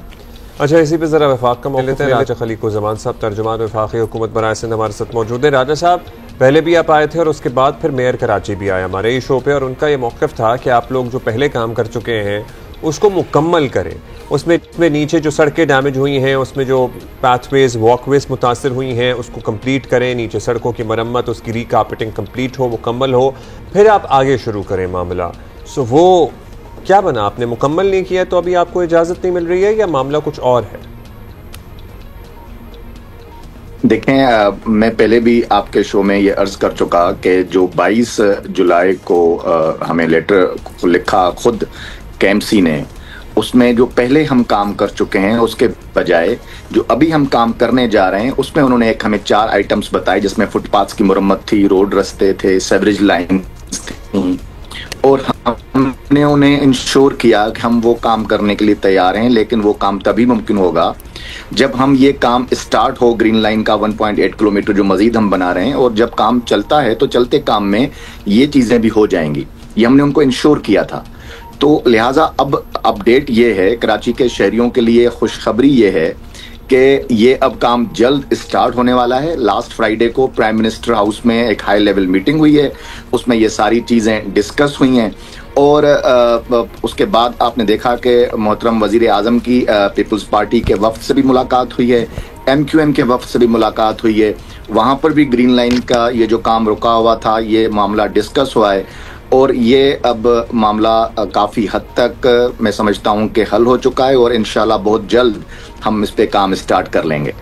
अच्छा, ये एक दफ़ा फॉर क्लैरिटी से, क्योंकि अच्छी खबर तो बहुत अच्छी है, लेकिन रुका क्यों था? मतलब ये जो बता रहे हैं कि जी 18 सितंबर से बंद हो गया था यहाँ काम, it's been more than a month now, almost a month now, रुका किस वजह से था? और हम इसलिए जानना चाहते हैं कि ये वजूहात फिर दोबारा ना आए। जी अल्हम्दुलिल्लाह, मैं समझता हूँ कि ये अब दोबारा इस तरह की सिचुएशन पैदा नहीं होगी। एक मिसअंडरस्टैंडिंग क्रिएट की गई। मेयर साहब का ये ख्याल था कि शायद NOC नहीं ली गई। बेसिकली चूंकि ये उस वक्त का मंसूबा था जब मेयर साहब ऑफिस पे नहीं थे और ये जो NOC था वो 2017 का था।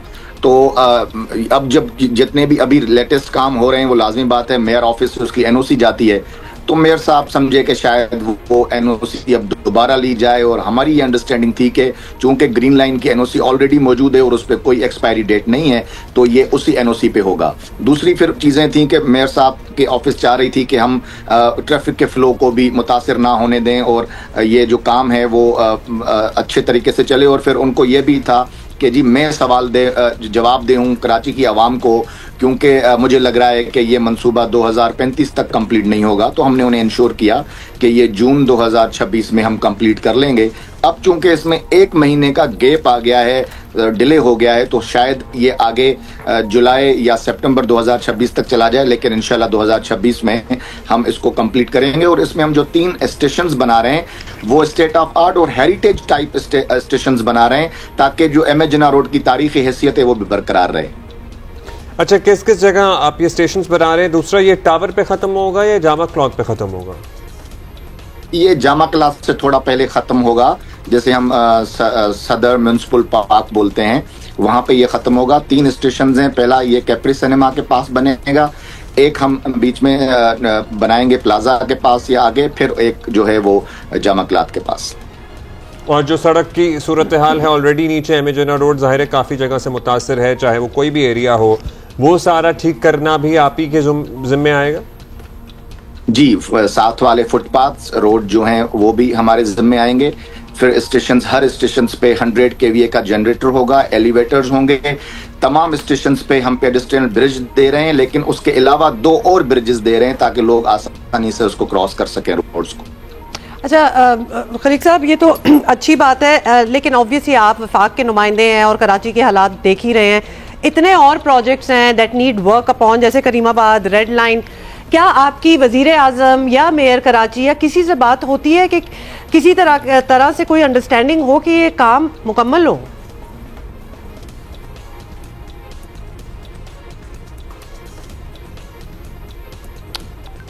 जी खलीक साहब, आवाज आ रही है आपको?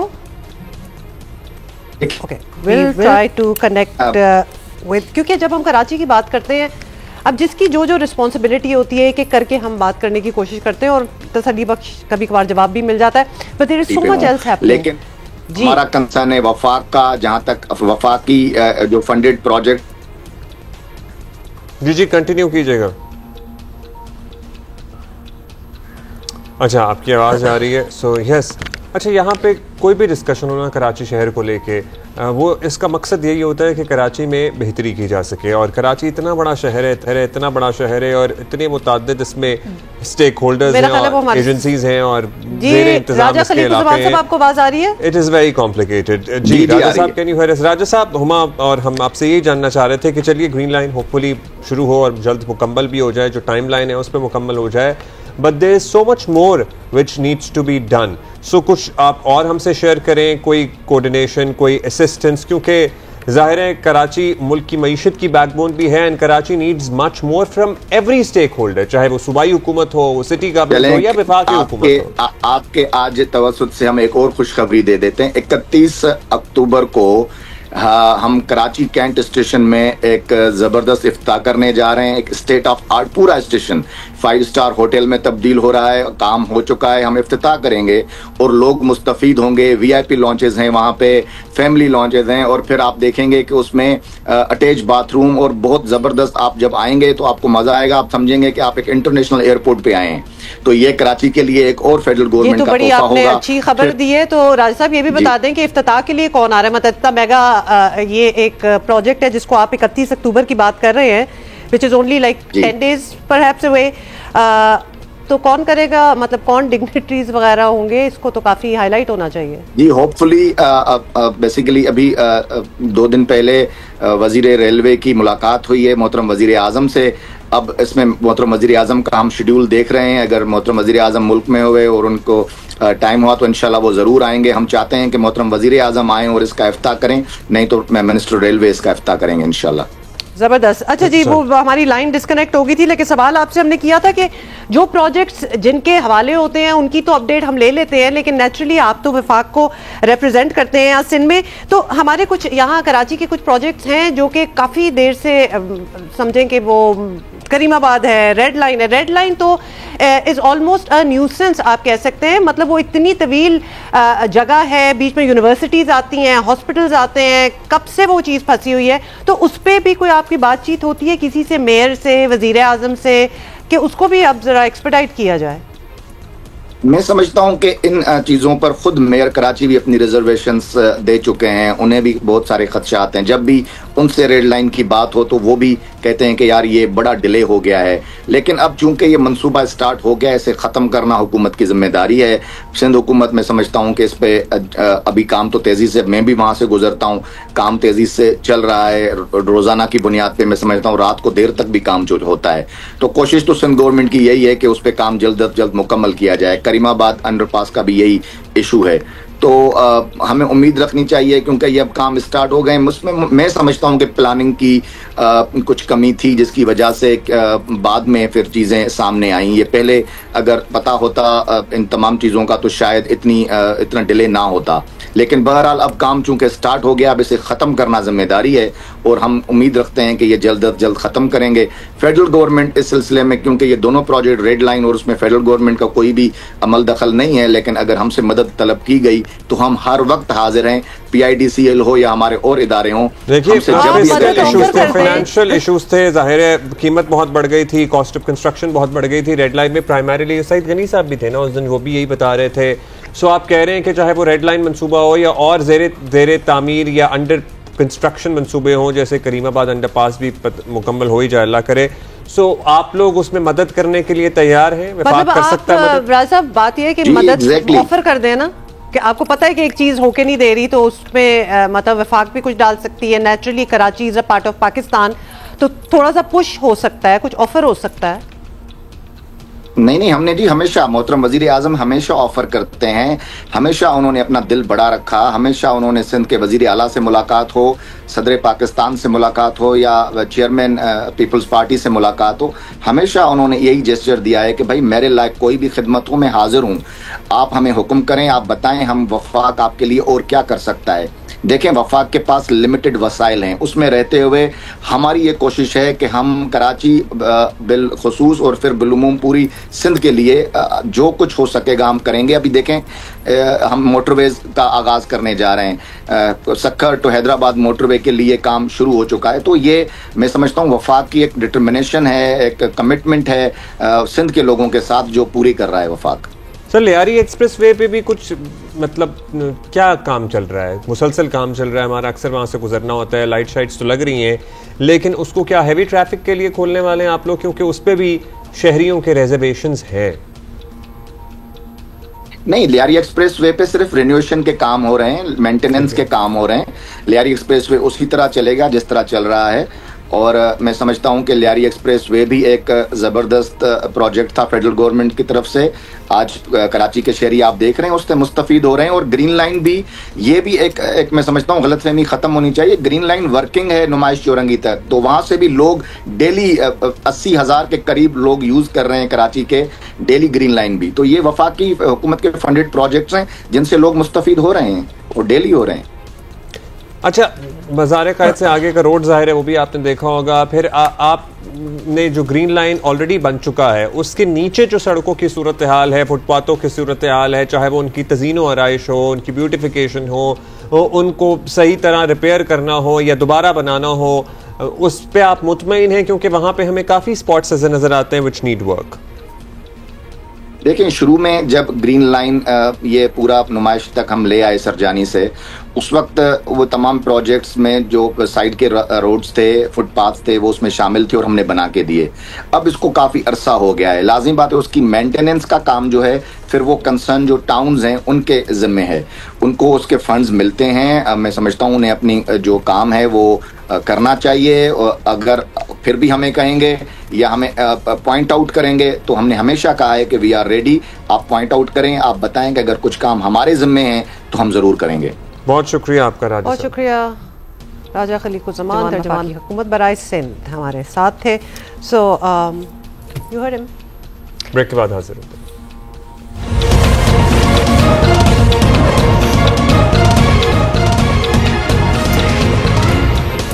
अच्छा, ये जो जिस चीज के बारे में हम बात कर रहे हैं ना, ये एक मेगा इशू बनता जा रहा है और कितनी मतलब इसके हवाले से कैंपेन्स हुए हैं। कम हो गया होगा लेकिन नहीं मुल्क में जी, मुल्क भर में बल्कि रंग गोरा करने वाली नाकिस क्रीमों के खिलाफ क्रैकडाउन शुरू कर दिया गया है।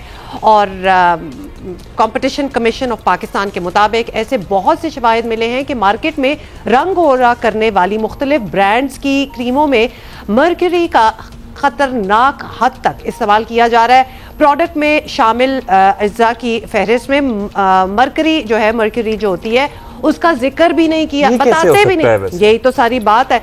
अच्छा, और काबिल गौर बात यह है कि दुनिया के बेशतर ममालिक में मर्क्यूरी का कॉस्मेटिक्स में इस्तेमाल जो है वो मुकम्मल तौर पर बैन हो चुका है, मगर पाकिस्तान में आपको पता है ये सब खुलेआम हो रहा होता है। असरात मुरतब करता है लॉन्ग टर्म में और उसकी वजह से कितनी कॉम्प्लिकेशंस हो सकती हैं। ना सिर्फ ये भी कि अभी तक क्यों इतनी डेस्परेशन है कि रंग गोरा करना है। चलिए वो एक अलग सोशल इशू है, लेकिन इसको इस्तेमाल करने से और मिस डिक्लेरेशन ऑफ इंग्रेडिएंट्स से क्या क्या हो रहा है। और जाहिर है ये क्रीमें ज़्यादातर हमारे मुतवस्सित तबके के लोग इस्तेमाल कर रहे हैं, जो सस्ती क्रीमें हैं, जिसकी वजह से बहुत इश्यूज बन रहे हैं। लेकिन उसमें एक और डाउन साइड ये है कि वो सस्ती क्रीमों के आपने एडवर्टाइजमेंट्स देखी हैं, हर कोने खुदरे में तो वो एडवर्टाइज कर रहे होते हैं। सईद हमारे साथ मौजूद हैं, मौलज हैं अमराज जिल्द की। बहुत शुक्रिया डॉक्टर ज़ारा। डॉक्टर ज़ारा, ज़ाहिर है एक सोशल इशू जो गोरे रंग की ऑब्सेशन है वो तो है, उस पर भी हम ज़रा आपसे पूछेंगे कि क्या सूरत हाल है। लेकिन ये जो क्रीमें हैं इनमें मरकरी का इस्तेमाल, हम बहुत सी क्रीमों में ये भी पता लगा है कि इंग्रेडिएंट्स में शामिल ही नहीं होता। क्या असरात मुरतब होते हैं जिल्द पे? अच्छा, बहुत सारी क्रीम्स जो हैं जो गोरा करने के लिए हैं, जो कि दावा करती हैं कि हम जल्दी गोरा करेंगे रंग, तो उनके अंदर मर्करी, स्टेरॉइड्स और ब्लीचिंग एजेंट्स होते हैं, कुछ हाइड्रोक्विनोन जिसके अंदर है, तो वो यूज होते हैं। अब आपको पता है कि जो है वो मेंशन तो नहीं होते इंग्रेडिएंट्स के लिस्ट में, मगर वो they are there. And mercury is known for causing neurological disorders and even kidney disorders in patients who are using these creams, because these creams have a high concentration of mercury. And जो भी आपको cream जो है जल्दी रंग गोरा करने का दावा करती है, उसके अंदर मर्करी या स्टेरॉइड तो होगा ही होगा। तो अगर नहीं भी लिखा हुआ तो वो है उसके अंदर। तो आप कह रही हैं गुर्दे तक मुतासर हो सकते हैं आप? बिल्कुल जी। डॉक्टर ज़ारा, एक तो दो चीजें बता दें। एक तो ये मर्करी जो है दैट इट एक्चुअली वर्क्स, मतलब जिन क्रीमों में होता है तो वो लाइटनिंग हो जाती है जल्दी वाली, क्योंकि हमने ऐसी क्रीमें भी देखी हैं जिन पे लिखा होता है कि इमरजेंसी वाइटनिंग, मतलब कि फौरन ही जैसे आप आज लगाओ तो कल आप सफेद हो जाओ। दूसरा ये दुनिया में मतलब लाइटनिंग क्रीम्स तो इस्तेमाल हो ही रही है, अगर उन्होंने मर्करी को निकाल दिया है, they are still doing something जिससे वही इफेक्ट हो रहा है। Why can't we do that? पहले तो ये मर्करी वाला बता दें। No, we are doing that. There are safe creams. मैं आपको बताना चाहती हूँ because बहुत सारी फार्मा की कंपनीज यहाँ पे काम कर रही हैं पाकिस्तान में, and they are producing creams जिसमें safe whitening ingredients हैं, which will not damage your skin, which will not damage your internal organs. So आप उन creams के ऊपर जा सकते हैं, and they are not going to say कि ये वाइटनिंग क्रीम है। वो कहेंगे कि हम आपकी जो है हेल्दी एक स्किन, एक इवन स्किन टोन के लिए वो क्रीम्स हम लोग रेकमेंड करते हैं। मगर जो वाइटनिंग या ब्लीचिंग इफेक्ट आता है, जो पुरानी हमारी क्रीम्स चलती आ रही हैं जिससे एक ब्लीचिंग इफेक्ट, और कुछ लोग प्रेफर भी करते हैं ब्लीच क्रीम्स को, तो वो वाली क्रीम जो है वो they are the ones that are actually doctor साहबा, अब ये ब्लीचिंग की आप बात कर रही हैं, आजकल टिकटॉक का जमाना है, the younger generation, even the older ones, they get really inspired from TikTok videos. So TikTok पे बहुत सारे वायरल कंटेंट में एक वो भी होता है कि वो जो चल रहे हैं कि आज मेरी शादी है, मुझे आज ही गोरा कर दें, चिट्टा कर दें, और उसमें क्या होता है कि बाकायदा स्किन के पैचेस बना के वो फेशियल्स होते हैं, और वो फेशियल्स जहाँ हुए होते हैं वो हिस्सा लाइट हो जाता है और बाकी स्किन डार्क होती है। सो ये जो जादू हो रहा है, जो वीडियो और टिकटॉक पे देख रहे हैं सैकड़ों लोग, करोड़ों लोग, और वो करा रहे हैं, उसके क्या असरात है? वही तो आपको कभी पता ही नहीं है कि what are the ingredients they are using, because जो वो एक मिक्सचर बना के आपको पेश कर रहे हैं, आपकी स्किन पे लगा रहे हैं, उन्होंने कुछ भी नहीं लिखा हुआ है कि ये क्या है, इसके अंदर कौन कितना परसेंटेज ब्लीचिंग एजेंट ये लोग डाल रहे हैं। Bleaching agent is what happens कि आपकी स्किन में जो पिगमेंट होता है मेलानिन, उसको एकदम से ब्लीच कर देता है। तो अगर वो आप करवा रहे हैं या वो कोई ब्लीच उसको यूज कर रहा है तो वो एक इमीडिएट लाइटनिंग इफेक्ट तो देगा, मगर उसके बाद क्या होगा वी डोंट नो कि what is happening to those people in the long term. मतलब एक दफा उनको अच्छा इफेक्ट आता होगा तो हम अज्यूम कर रहे हैं कि they would keep at it and do it. ये बताइएगा कि आपके पास we would like to know कि मतलब कौन लोग हैं ये, because we would like to believe कि अब दुनिया में इतनी इंफॉर्मेशन आ चुकी है, इतनी क्लैरिटी आ चुकी है, किसी भी क्रीम के बारे में आप पढ़ भी सकते हैं, you need to know whether आपको सूट करेगी नहीं करेगी। तो ये कौन सा तबका है जो कि अभी तक ये मर्करी वाली फेयरनेस क्रीम्स, माना कि शायद उनको ना पता हो कि इसके अंदर मर्करी है, बट आपको सस्ती सी ये क्रीम मिल रही है, आप मतलब टबों के हिसाब से उसको लगा ले, तो थोड़ा सा तो शक होता ही होगा ना दिमाग में कि क्या है। So who comes to you with skin damages? Okay, so most of these patients which are coming with the skin damages and they are using these creams, they are like maids. मैं आपको बताऊं, बहुत ज्यादा तो ऐसे होते हैं जो हाउस हेल्प्स होती हैं, वो आपस में ये क्रीम शेयर कर रही होती है और वो ही बता रही होती हैं एक दूसरे को कि मुझे तो इतना फायदा हुआ या मेरी बेटी तो बिल्कुल गोरी हो गई, तो आप भी इस्तेमाल करें। तो वो लोगों के अंदर मैंने देखा है कि गोरा होने का शौक भी ज्यादा है, और वो लोग जो है गोरा होने की ये वाली जो फॉर्मूला क्रीम्स होती हैं, दे आर यूजिंग दोज। और जब आप उन्हें बताती हैं कि कितना डैमेज हो गई है उनकी स्किन, तो वो समझ जाती हैं इस बात को भी, डिसकंटिन्यू हो जाती है वो क्रीम? कम टू मी कि आप और मुझे जो है वो गोरा कर दे। अच्छा, वो जो हमने बचपन literally when we were young, तो वो एक मिक्सचर बनता था क्रीमों का, और वो बहुत सी बाजियों ने खानदान में लगाया है, लेकिन उसके बाद उनकी बहुत बुरा हाल हुआ, स्किन पतली हो गई, दाग धब्बे छाइयां सब कुछ पड़ गया। तो it's been more than a decade के लोगों ने वो सीख लिया। वो मिक्सचर आज भी बन रहा है और वो मिक्सचर आज भी लगा रहे हैं लोग, और चूंकि मिक्सचर लगा रहे हैं, आप प्लीज लोगों की आगाही के लिए बताएं कि वो स्किन का क्या असर करता है। जी, तो ये जो मिक्सचर वाली क्रीम्स होती हैं, फॉर्मूला क्रीम, गोरा होने की क्रीम, डब्बा वाली क्रीम, जो भी आप लोग इसका नाम लें, तो उसमें यही होता है कि ये शुरू में तो आपको लगेगा कि आपकी स्किन इससे बेहतर हो रही है, मगर इन दी एंड वो आपकी स्किन को इतना पतला और सन सेंसिटिव कर देती है। मतलब आप सूरज में जाएंगे तो पूरा आपका चेहरा लाल हो जाएगा, आपकी जो सुपरफिशियल वेसल्स होती हैं वो बिल्कुल नुमायां होकर स्किन के ऊपर आ जाती हैं, आप उसके ऊपर कुछ भी फिर नहीं करवा सकते।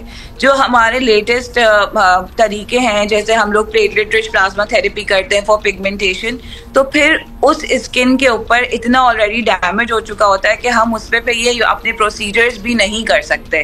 तो अगर कोई हमारे पास आता है प्रोसीजर्स के लिए या हमारे पास आता है न्यू रिकमेंडेशंस के लिए, तो फिर उसकी स्किन को हील होने के लिए हमें इतना टाइम चाहिए होता है कि हम लोग उसको बोलते हैं कि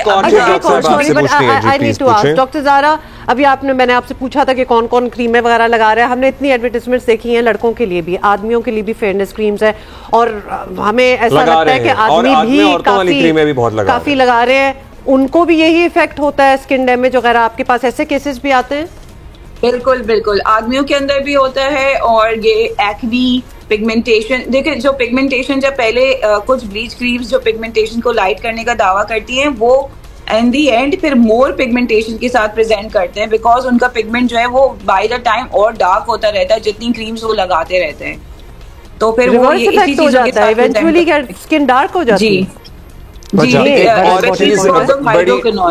बड़ी आसान हो गई है एक और चीज़, गोरा करने वाले इंजेक्शन, मतलब आम जुबान में लोग ये कहते हैं, और भर भर के लोग ग्लूटाथायोन फार्मेसियों से ले लेते हैं और लगाते हैं। इज इट सेफ डॉक्टर साहिबा? अच्छा, ग्लूटाथायोन के बारे में जो है बहुत सारे डर्मेटोलॉजिस्ट का जो है वो अलग अलग कॉन्सेप्ट होता है। Some are very against it and some are doing it, ठीक है। तो ये हर डर्मेटोलॉजिस्ट का अलग है। कुछ लोग अपने क्लिनिक में प्रैक्टिस कर रहे हैं, कुछ लोग नहीं करते, और कुछ लोग मना करते हैं कि ये FDA अप्रूव नहीं है फॉर वाइटनिंग। एक्चुअली ग्लूटाथायोन को हम लोगों ने या फिर जो भी एडवर्टाइजमेंट उसकी होती है तो ऐसा लगता है कि वो कोई मिरेकल है जिससे स्किन वाइट हो जाएगी, मगर ऐसा नहीं है। वैसे डॉक्टर ज़ारा, हमने मिरेकल्स देखे हैं। हम चले कोट नहीं कर रहे, लेकिन इस चीज के हमने देखा है मिरेकल्स लोगों को बिल्कुल मतलब लाइट होने में। तो वो glutathione is actually an antioxidant, ठीक है। तो वो करता क्या है कि आपकी स्किन को हेल्दी करता है अंदर से।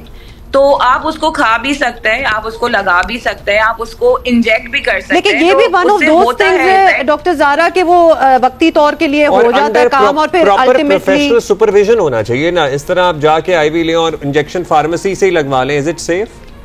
मतलब कहीं भी लोग तो ड्रिप लगाई होती है। नहीं, आपने अगर ग्लूटाथायोन की IV थेरेपी लेनी भी है तो you have to get it under certified dermatologist, because glutathione अकेले कुछ नहीं करता, उसके साथ भी कुछ सप्लीमेंट्स देने पड़ते हैं, कुछ और भी चीजें उसके साथ इंजेक्ट करनी पड़ती हैं जो कि आपकी स्किन को अंदर से बूस्ट करती है, उसका कलर बूस्ट करती है, उसकी टेक्सचर बूस्ट करती है, पूरा इवन एक चीज करती है। तो फिर वो ऑलरेडी आपको फिर स्किन लगती है कि बहुत ही अच्छी ग्लो कर रही है या बहुत अच्छी वाइट हो गई है, बट एक्चुअली जो है वो उसके हमारी स्किन की जो भी बैड थिंग्स होती है उसको कंट्रोल करता है ग्लूटाथायोन। तो फिर हमें लगता है कि स्किन हेल्दी हो गई है एक्चुअली। अच्छा डॉक्टर ज़ारा, ये बताएं कि ये क्रीमों की जो हम बात कर रहे हैं, कोई ऐसा भी खतरा है इनमें कि ये बहुत ज्यादा एक्सेसिव यूज से ultimately it can cause cancer? देखिए, कैंसर तो मैं नहीं कहूंगी कि अल्टीमेटली कैंसर हो जाएगा, मगर ये है कि यस आपको अल्सर्स हो सकते हैं। स्टेरॉइड्स क्या करते हैं, आपकी स्किन को इतना थिन कर देते हैं कि जो नॉर्मल ट्रॉमा होता है वो बेयर नहीं कर सकते। तो अगर कोई भी आपकी स्किन में कोई भी चीज होती है, कोई दाना भी होता है, आप खुजा लेते हैं, तो it will take a lot more time to heal in a patient who is using steroids. तो स्टेरॉइड्स में ये होता है कि वो अल्सर्स बन सकते हैं and ulcers can ultimately turn into cancers if they are not healing for a long time, मगर डायरेक्टली कैंसर कॉजिंग जो है वो मैं नहीं कहूंगी इसको। Got it, doctor Zara Saeed, thank you so much for being with us. अच्छा, अब हम जरूर ये कहना चाहिए कोई नया टॉपिक नहीं है, इस पे बहुत बात हुई है, इसमें मतलब कि लिटरली नेशनल असेंबली तक बातें पहुंची हैं, सेनेट में जाती हैं, इस पे पूरी इन्वेस्टिगेशन की बात होती है, लेकिन उसके बाद बातें फिर ठंडी पड़ जाती हैं। ये क्यों नहीं एंड तक बात पहुंचती और एक for once and for all इनको बैन करें इन दिस बिजनेस। और ये जो क्रीमें बनाने वाला मामला है, और कोई मुज़ायका भी नहीं है, आप क्रीम बनाना चाहते हैं बनाएं, मेक श्योर कि आप कोई ऐसी मुज़रे सेहत चीज नहीं डाल रहे हैं, और मर्करी अगर आप डाल भी रहे हैं तो उसकी मिकदार क्या हो, पूरा मेंशन्ड हो, जस्ट फॉलो द गाइडलाइंस। चलें, ये बात तो हमने कर ली, लेकिन फिर बेसिक वो एक डिबेट आ जाती है ना, आप गोरा होना ही क्यों चाह रहे हैं? ओन योर स्किन, और जो आपका स्किन का कलर है आप उस पर थोड़ा सा मतलब make your skin better itself, not just lighten it. तो be confident in the skin that you have. और अब वो वक्त गुजर गए हैं कि जी गोरा होना एक बड़ा गुजर गए हैं, या मुझे और अगर आपकी स्किन पे छाइयां हैं या दाग धब्बे हैं तो वो गोरा करने वाली क्रीम से वक्ती तौर पे जाएंगे, वो दोबारा जब वापस आएंगे तो और ज्यादा शदीद होंगे। सो इसलिए वो जो छाइयां और दाग धब्बे हैं उसके लिए अलग आप डॉक्टर से रब्ता करके ट्रीट कराएं, वो दूर हो जाती हैं, ऐसी कोई परेशानी की बात। अच्छा जी, थिंक अबाउट इट। और ओके, मूविंग ऑन। अच्छा जी, हम इससे पहले सब्जियों और फलों की कीमतें और ज़ाहिर है जो बॉर्डर पे आमदोरफ्त बंद है उसके क्या असरात मुरतब हो रहे हैं, बाकी शहरों का तो हमने आपको जरा हाल बताया है। कराची जाएंगे। यस, रियाज एंडी इज वेटिंग फॉर अस। बताइएगा रियाज। जी देखें, बिल्कुल सब्जी के बारे में ज़रा अगर आपको अपडेट दूँ तो टमाटर और प्याज दो चीज़ें ऐसी हैं जो एकदम से इन्होंने बस किया। कल टमाटर बाज़ार के अंदर 450, 400, कहीं कहीं 500 और कहीं कहीं 600 रुपये भी बिका है। तो वो पहले सूरत हाल क्या है वो बताता हूँ। तो टमाटर की पैदावार जो है वो इस वक्त हम अब तक यूज़ कर रहे थे ईरानी टमाटर, ये ईरानी टमाटर है वो इस शक्ल में आ रहा है। आज जो है ये 350 रुपए किलो है, कल ये 500 रुपए तक भी बिका है, कहीं कहीं 600 रुपए भी बिका है। एक दिन के अंदर 500 से 300 रुपए होना ये कुछ और बात भी बता रहा है। ईरान का टमाटर है, जिस दिन गाड़ियाँ ज़्यादा आ जाती है ना मंडी में तो ये रेट कम हो जाते हैं और जिस दिन कम आती है रेट बढ़ जाता है। सिंध की फसल आना शुरू हो गई है और ये अगले 15 रोज़ में जब ये फुल फ्लैज आएगी तो फिर यहाँ के किसान को रेट नहीं मिलेगा, ये बात है। प्याज का रेट भी जो है वो अचानक से स्पाइक किया है, कल 120 रुपए किलो बिका था, आज 100 रुपए किलो है। इसकी वजह यह है कि ये सीज़न ख़त्म है, हमारी प्याज आने में तकरीबन 2 महीने लगेंगे, तो इसके ऊपर दबाव रहेगा, ये इसकी कीमत बढ़ती रहेगी, ये एक आम अंदाज़ा है। आलू, गोभी और बाकी चीज़ें अगर मेंशन करता चलूँ तो उनका रेट वही है, सेम है। बेसिकली टमाटर के ऊपर प्रेशर है बिकॉज फसल ख़त्म हो रही थी, प्याज के ऊपर प्रेशर रहेगा बिकॉज फसल ख़त्म हो चुकी है, कोई हमारे पास उसका इंतज़ाम नहीं है। एंड बाकी ये मटर क्योंकि नया सीज़न है इस वजह से थोड़ा स्पाइक कर रहा है, बाकी चीज़ें जो है वो अपनी रेंज के अंदर है जी। सो फसल खत्म हो गई हमारी, कुछ दिन लगेंगे नई फसल आने में टमाटर की, नवंबर तक में आएगी, which is not so far away anyway. Hopefully things will get better. Break के बाद हाजिर होते हैं।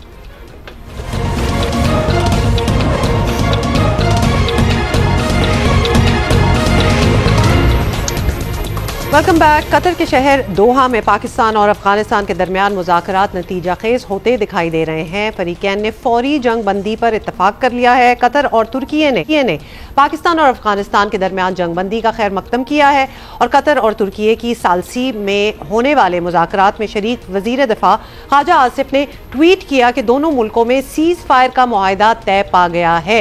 अफगानिस्तान से पाकिस्तान की सरजमीन पर दहशतगर्दी फौरी बंद होगी जी, ऐसा ही हो, और दोनों मुल्क एक दूसरे की सरजमीन का एहतराम करेंगे, मतलब ऐसा ही होना चाहिए। पाकिस्तान और अफगानिस्तान के वफूद 25 अक्टूबर को दोबारा इस्तांबुल में मुलाकात करेंगे। मुज़ाकरात के दूसरे दौर में खित्ते में मुस्तकिल इस्तेहकाम के तरीक़ा कार को तय किया जाएगा। अफगान वफ्द की सरबराही वज़ीर दिफा मुल्ला याकूब ने की और नायब वज़ीर आज़म और वज़ीर ख़ारजा इसहाक़ डार ने दोहा मुआहदे का खैर मकदम करते हुए कहा कि ये दुरुस्त समत में उठाया गया पहला मुस्बत कदम है। इसहाक़ डार ने उम्मीद जाहिर की है कि इस्तांबुल में ठोस और काबिल तस्दीक मॉनिटरिंग मैकेनिज़्म के क़याम के मुंतज़िर हैं हम। फील्ड मार्शल आसिम मुनीर ने भी हफ्ते को पाकिस्तान मिलिट्री अकेडमी काकुल में पासिंग आउट परेड से खिताब करते हुए तालिबान रजीम को खबरदार किया कि वो भारतीय प्रॉक्सीज को लगाम दें। फील्ड मार्शल सैयद आसिम मुनीर ने भारत को खबरदार किया कि जोहरी माहौल में जंग की कोई गुंजाइश मौजूद नहीं है। सो ये है सूरत हाल। और उमर चीमा सीनियर सहाफ़ी हमारे साथ हैं। उमर, क्या हाल है आपका? अच्छा जी, ये बताएं कि पाकिस्तान और अफगानिस्तान के दरमियान एक वक्ती सीज़ फायर का मुआहदा तय पा गया है, विच इज़ रियली वेलकम, और अहम ये है कि अफगान तालिबान रजीम ने ये तस्लीम किया है कि रियासत पाकिस्तान के खिलाफ हमलों की इजाज़त नहीं दी जा सकती। तो अब क्या करें? उम्मीद रखें कि अब हालात जो है वो बेहतरी की तरफ जा रहे हैं, मतलब रिलायबल हैं ये इनका कहना, हम मान जाएं? देखें, ये एक अच्छी खबर है और आपको पता है कि जो ही ये टेंशन चल रही थी पाक अफगान बॉर्डर पर तो बहुत सारे लोग परेशान थे कि इसका आउटकम क्या होगा, लेकिन अल्हम्दुलिल्लाह जो आउटकम है वो पाकिस्तान की फेवर में आया। पाकिस्तान ने एक पोजीशन ऑफ स्ट्रेंथ से मुज़ाकरात किए हैं, तालिबान को इस बात पर मजबूर किया है अफगान तालिबान को कि वो पाकिस्तान के साथ मुज़ाकरात करें, और तीसरी चीज़ ये है कि उन्होंने अनजाने में इस इशू को इंटरनेशनलाइज भी किया है। जब कतर और टर्की जो है वो दरमियान में इन्वॉल्व हो गए तो इसका मतलब है कि ये अब दो तरफा इशू नहीं है। और फिर उससे सबसे बड़ी बात कि उन्होंने इस चीज़ को तस्लीम किया है कि TTP एक बड़ा मसला है और जो पाकिस्तान में हमले हो रहे हैं वो उसमें अफ़गानिस्तान की सरजमीन इस्तेमाल हो रही है। अब यह है कि इससे आगे हमें उम्मीद ज़रूर रखनी चाहिए कि मामलात बेहतरी की तरफ जाएंगे। जब दरमियान में जामन भी आ गए तो उनकी तरफ से भी एक अफ़गानिस्तान पर दबाव होगा।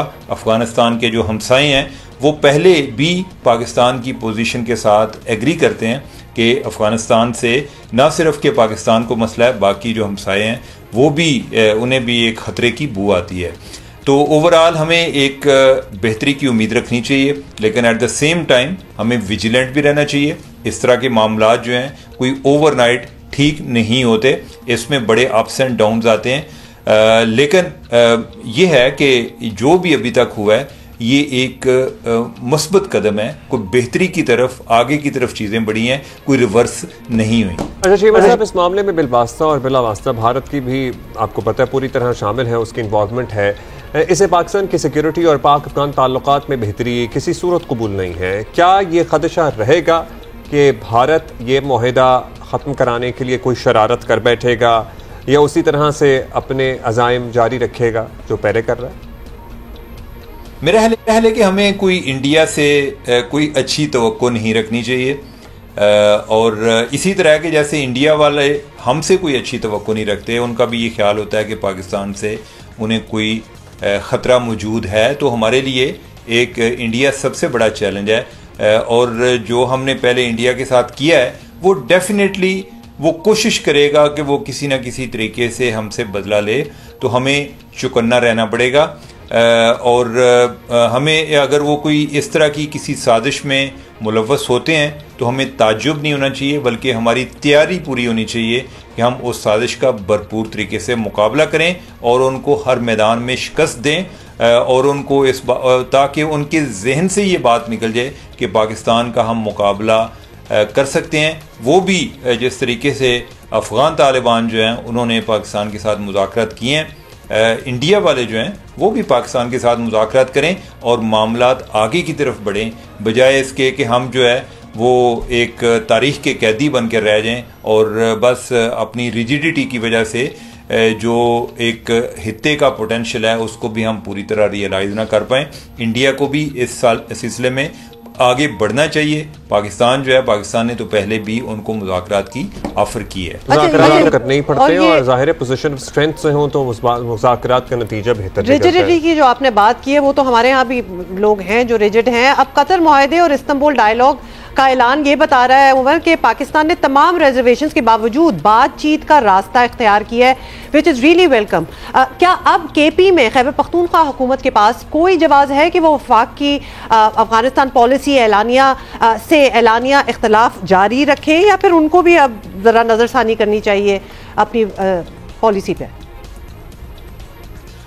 जहाँ तक खैबर पख्तूनख्वा की हुकूमत की बात है ना, वो कोई ना कोई एक जवाज़ तराश लेते हैं। एक तो वो आज सेलिब्रेट कर रहे हैं कि जी ये इमरान खान के मौक़िफ़ की फ़तह हुई है, हालांकि इमरान खान के मौक़िफ़ और अभी जो कुछ हुआ है उसमें ज़मीन आसमान का फ़र्क है।